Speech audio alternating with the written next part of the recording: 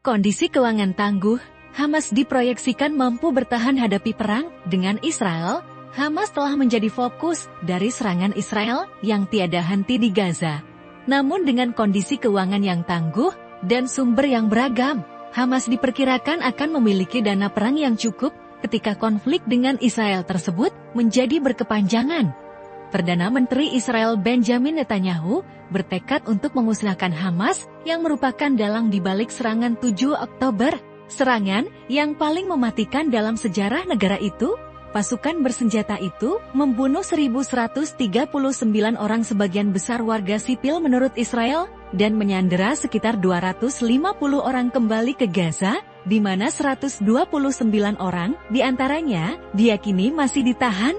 Selama 2 bulan terakhir, 18.800 orang, kebanyakan perempuan dan anak-anak, tewas akibat serangan bom Israel di jalur Gaza, menurut pihak berwenang di wilayah Palestina yang dikuasai Hamas.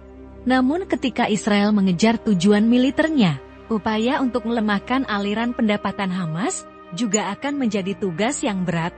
Hamas solid secara finansial, kata Jessica Davis, Presiden kelompok Insight Threat Intelligence asal Kanada, kepada AFP, dalam dekade terakhir, atau bahkan lebih lama lagi, mereka telah menciptakan jaringan keuangan yang tangguh, katanya.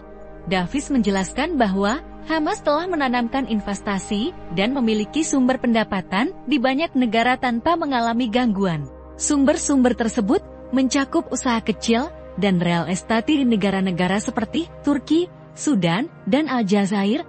Tambahnya, Hamas juga bergantung pada jaringan donasi informal, menurut Yitzhak Gal, seorang pakar Israel dalam ekonomi Palestina. Hamas menjadi sangat baik dalam mengembangkan dan mengoperasikan sistem penukaran uang yang sangat kompleks.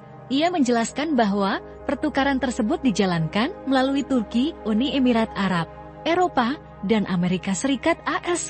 Jumlah pendonor belum tentu berkurang sejak 7 Oktober.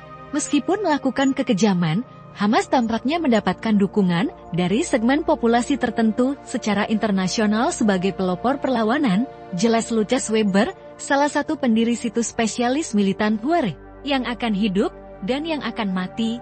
Selama bertahun-tahun, pendukung utama Hamas adalah Teheran. Perkiraan menyebutkan kontribusi tahunan Iran kepada Hamas mencapai antara $70 juta dan $100 juta. Dan kontribusi tersebut diberikan melalui beragam sumber yang mencakup pembayaran dalam mata uang kripto, uang tunai, dan transfer melalui bank asing, dan sistem informal hawala. Menurut Gal, bantuan Iran dalam bentuk peralatan militer diselundupkan pada tahun-tahun lalu dari Mesir melalui terowongan yang digali antara Gaza dan Gurun Sinai yang kini ditutup menyusul kemenangan Hamas dalam pemilu tahun 2006. Dan perebutan kekuasaan pada tahun berikutnya, setelah bentrokan dengan saingannya, perbedaan antara uang yang diperuntukkan bagi 2,4 juta penduduk di wilayah tersebut, dan keuangan Hamas menjadi kabur.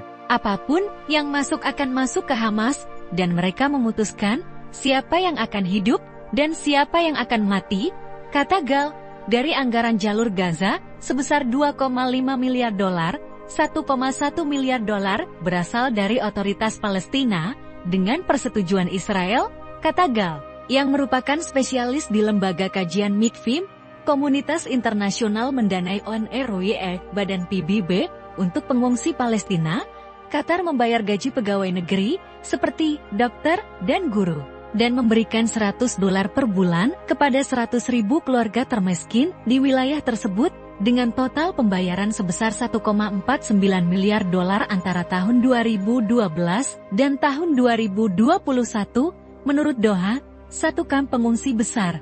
Pada tahun 2021, Emirat Kaya Gas, yang menjadi tuan rumah biopolitik Hamas di ibu kotanya, dengan restu AS, menjanjikan pendanaan tahunan sebesar $360 juta untuk wilayah pesisir Palestina.